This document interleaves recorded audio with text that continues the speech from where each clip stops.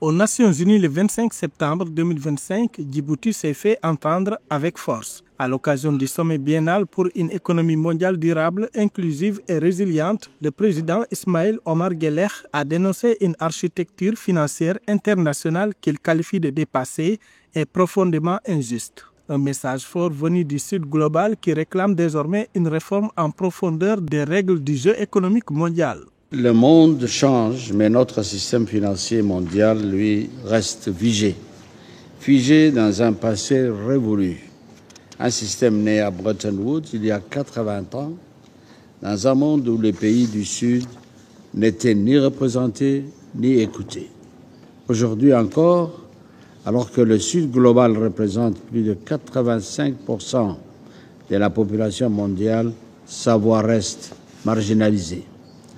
Le président Guelleh a salué la mesure 48 des pactes pour l'avenir, fruit de négociations ardues et qualifiée de tournant historique. Elle prévoit une meilleure représentation des pays en développement au sein des institutions internationales. Djibouti, engagé dans ces pourparlers, plaide pour une voix réelle, forte et influente des nations du Sud dans les décisions mondiales.